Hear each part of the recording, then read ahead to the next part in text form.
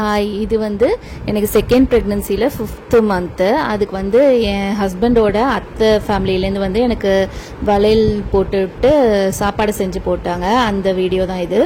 இதில் பார்த்தீங்கன்னா ஃபஸ்ட் ப்ரெக்னன்சியில் வந்து நான் வேலையே செய்யலை, அம்மா தான் எல்லாம் பார்த்துட்டாங்க. அப்போ வந்து இந்த மாதிரி 2-3 டைம் பண்ணியிருந்தோம். அந்த பழைய வீடியோலலாம் பார்த்தா தெரியும். அப்போ நல்லா ரெஸ்ட்லேயே இருந்தோமா, ஒன்றும் தெரில. இப்போ வந்து இவங்க வர போகிறாங்கன்னு சொல்லிட்டு நாளே வந்துட்டு நல்லா வீடெல்லாம் க்ளீன் பண்ணணும்னு சொல்லிட்டு எல்லாத்தையுமே ரெடி பண்ணிக்கிட்டு இருந்தேன். அப்போது வந்து ரெடி பண்ணுறப்போ எனக்கு தெரில, முடிச்சுட்டு இங்கே வந்துட்டாங்க. இவங்க வந்து பண்ணிகிட்டு இருக்காங்க. அப்போது வந்து எனக்கு பேக் பெயின் ஸ்டார்ட் ஆகுது, செம்ம முதுகு வலி. என்னால் சொல்லவே முடியல. ஐயோ, வந்திருக்கும் போது காட்டிக்கவும் முடியல. அவங்க வந்திருக்காங்க, ஹர்ட் ஆகிடுவாங்கன்னு சொல்லிட்டு நான் அட்ஜஸ்ட் பண்ணிக்கலாம்னு சொல்லி ரொம்பவும் அட்ஜஸ்ட் பண்ணிகிட்டே இருந்தேன். இதில் பார்த்தீங்கனாலே கொஞ்சம் ரெஸ்ட்லெஸ்ஸாக தான் இருப்பேன் நான்.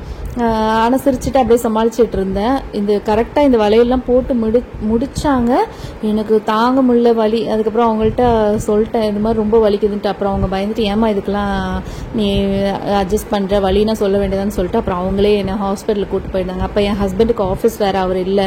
சரி, அவர் ஈவினிங் வந்தோடனே நம்ம அவர்கிட்ட சொல்லிட்டு ஹாஸ்பிட்டல் போகலான்னு வெயிட் பண்ணிட்டு இருந்தேன். அதுக்குள்ளே இவங்க என்னை திட்டி, வலினா இப்படிலாம் சொல்லலாமல் இருக்கக்கூடாதுன்னு சொல்லிட்டு அப்புறம் இவங்களே என்னை ஹாஸ்பிட்டலுக்கு கூட்டிகிட்டு போனாங்க. பார்த்தா பயங்கர வலி. என்னால் ஒரு ஸ்டெப்பு கூட எடுத்து வைக்க முடியல. அதுக்கப்புறம் ஒரு இன்ஜெக்ஷன் போட்டு கொஞ்சம் செட்டில் ஆச்சு. ஃபஸ்ட் ப்ரெக்னென்சி அப்போ இந்த பூ வச்சு இந்த ஃபங்க்ஷன் பண்ணுறது வந்து 2-3 டைம் பண்ணோம். செகண்ட் ப்ரெக்னென்சிக்கு வந்து இது பெருசாக பண்ண மாட்டாங்க. ஆனால் நான் சும்மா பேசிகிட்டு இருக்கும்போது ஃபீல் பண்ணேன்னு சொல்லிட்டு எனக்காக வந்து பண்ணாங்க. ஸோ ஃபஸ்ட் ப்ரெக்னென்சி அப்போ நம்பர் 1, நம்பர் 2 அப்படி சொல்லிட்டு இந்த ஃபங்க்ஷனை வந்து போட்டிருப்பேன். பழைய வீடியோவில் பார்த்தீங்கன்னா தெரியும். செகண்ட் ப்ரெக்னன்சியில் இந்த ஃபங்க்ஷன், அந்த பூ வச்சு வளையல் போடுற அந்த பூச்சூடுதல்னு சொல்லுவாங்க, அதை வந்து ஃபஸ்ட்டு ஃபங்க்ஷன் எனக்கு இதுதான். அதனால் இது வந்து ஃபஸ்ட்டு இதுவாக போடுறேன். அப்புறம் திருச்சி வந்ததுக்கப்புறம் அம்மா வீட்டில் ஒரு தடவை அம்மா சாப்பாடு செஞ்சு போட்டாங்க. அப்புறம் என் தங்கச்சி ஒரு தடவை செஞ்சு போட்டாங்க. தங்கச்சி ஃபங்க்ஷனில் வந்து எல்லாருமே வெஜ்ஜு தானே பண்ணுவாங்கன்னு சொல்லிட்டு இங்கே நான்வெஜ்லேயே வெரைட்டி பண்ணுறேன்னு சொல்லிட்டு அதுவும் நல்லா இருந்துச்சு. அது எல்லாமே செகண்ட், தேர்ட் வீடியோன்னு சொல்லி அடுத்தடுத்து போடுறேன். இதுதான் வந்து ஃபஸ்ட்டு பண்ண ஃபங்க்ஷன். அதனால இது வந்து நம்பர் 1 ஃபங்க்ஷன் சொல்லிட்டு டேக் பண்ணி போடுறேன்.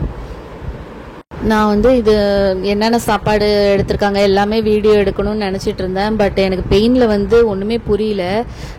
அவங்க வரப்போ நான் வந்து ஸ்வீட் செஞ்சு கொடுக்கணும்னு சொல்லிட்டு அவசரமாக அது ஸ்வீட்லாம் செஞ்சுட்டு அதெல்லாம் ரெடி பண்ணிகிட்டே இருந்தேன். அந்த பெயின் என்னால் தாங்க முடியாதனால ஒரு மாதிரி ரெஸ்ட்லெஸ்ஸாகவே இருந்தேன். பட் அவங்கள ஹர்ட் பண்ணிடக்கூடாது, நமக்காக இவ்வளோ தூரம் வந்து பண்ணுறாங்கன்னு சொல்லிட்டு ரொம்ப கண்ட்ரோல்டாக இருந்தேன். பட் லாஸ்ட்டில் முடியல. அப்போவுமே நான் சொல்லலை, அப்படியே நெளிஞ்சிட்டே இருந்தேன். வலி தாங்க முடியாமல் அவங்க அத்தை இருக்காங்களே, அம்மான்னு தான் சொல்லுவேன் நான், அவங்க வந்து கண்டுபிடிச்சிட்டாங்க. என்னம்மா ஏன் ஒரு மாதிரி ரெஸ்ட்லெஸ்ஸாக இருக்க அப்படின்னு சொல்லிட்டு. இல்லைம்மா, முதுகு லைட்டாக வலிக்கிற மாதிரி இருக்குது அப்படின்னு சொல்லிட்டு டாக்டர் என்கிட்ட பேசுவாங்க மெசேஜில். அவங்கள்ட்ட நான் டெக்ஸ்ட் பண்ணி மட்டும் கேட்டேன், டாக்டர் இது மாதிரி பேக் பெயின் இருக்குது அப்படின்னு சொல்லிட்டு. அப்புறம் அவங்க வாய்ஸ் நோட்ஸ் அனுப்புனாங்க, இந்த மாதிரி பெயின் ரொம்ப இருந்துச்சுன்னா நீங்கள் நேராக வந்துருங்க அப்படி சொல்லிட்டு. அந்த வாய்ஸ் நோட்ஸில் வந்து வந்தோடனே அதுக்கப்புறம் அதை கேட்டுட்டு தான் என்னை திட்டினாங்க, ஏம்மா நீ அட்ஜஸ்ட் பண்ணிட்டு இருக்க அப்படி சொல்லிட்டு. அதுக்கப்புறம் வான்னு சொல்லிட்டு அவங்களே ஹாஸ்பிட்டலுக்கு கூட்டிகிட்டு போனாங்க. நல்லவேளை அவங்க இல்லைனாலும் அந்த நேரத்தில் எனக்கு என்ன பண்ணியிருப்பேன்னு தெரில. அது ரொம்ப ஹெல்ப்ஃபுல்லாக இருந்துச்சு. அவங்க வந்ததும் அந்த நேரத்துக்கு என்ன டைமுக்கு ஹாஸ்பிட்டல் கூட்டிகிட்டு போனது, இது எல்லாமே மறக்கக்கூடாது, மெமரியாக இருக்கணும்னு சொல்லிட்டு இந்த வீடியோவில் ரெக்கார்ட் பண்ணுறேன். அதே மாதிரி இந்த ஃபங்க்ஷன் பண்ணதும் ரொம்ப ஹாப்பியாக இருந்துச்சு. நான் இதை மிஸ் பண்ணிடுவேன் செகண்ட் ப்ரெக்னன்சிலாம் நினச்சிட்டு இருந்தேன். சும்மா பேசும்போது சொல்லிட்டு இருந்தேன், செகண்ட் ப்ரெக்னன்சிக்கும் இது மாதிரி பண்ணால் நல்லா இருக்கும்லன்னு சொல்லிட்டு. அதை புரிஞ்சுட்டு எனக்காக வந்து பண்ணதுக்கு அவங்களுக்கு ரொம்ப தேங்க் பண்ணணும். அப்புறம் எனக்கு மாங்காய் பச்சடி, அந்த மாங்காய் ஃப்ளேவரில் இருக்கிறதெல்லாம் ரொம்ப பிடிக்கும். ஃபஸ்ட் ப்ரெக்னன்சிலையுமே அது எனக்கு கிரேவிங்ஸ் இருந்துச்சு. அதனால் அது தனியாக ஒரு பாக்ஸில் எனக்காகன்னு சொல்லிட்டு அந்த மாங்காய் பச்சடி, மாங்காய் தொக்குன்னு சொல்லுவோம்ல, அந்த வெல்லம் போட்டு பண்ணியிருப்பாங்களா, அதையும் ஒரு பாக்ஸில் தனியாக எடுத்து வச்சுருந்தாங்க. அப்புறம் இந்த ப்ரெக்னன்சியில் வந்து எனக்கு ஊறுகாய் வந்து ஒரு கிரேவிங் இருந்துச்சு. ஃபஸ்ட் ப்ரெக்னன்சியில் வந்து எனக்கு பயங்கரமாக அசிடிட்டி, அது மேலே வர்றது ரொம்ப பிரச்சனையாக இருந்துச்சு, எதுவுமே சாப்பிட முடியல. ஆனால் இப்போ வந்து எனக்கு அது ஒன்றும் பெருசாக இல்லை. அதனால அம்மாவே வந்துட்டு லெமன் ஊறுகாய் ஒரு பாட்டில் எடுத்துகிட்டு வந்திருந்தாங்க. அதுதான் நான் வந்து திருச்சி போகிற வரைக்கும் டெய்லி சாப்பாட்டில் ஒரு ஊறுகாவாக எடுத்து வச்சு சாப்பிட்டுட்டு இருந்தேன். அவங்க எனக்கு செஞ்சுட்டு வந்த சாப்பாடெலாம் சொல்கிறேன். லெமன் ரைஸ், கருவேப்பிலை சாதம், கருப்பு கவுனியில் ஒரு ஸ்வீட்டு பொங்கல் மாதிரி செம்ம டேஸ்ட்டாக இருந்துச்சு.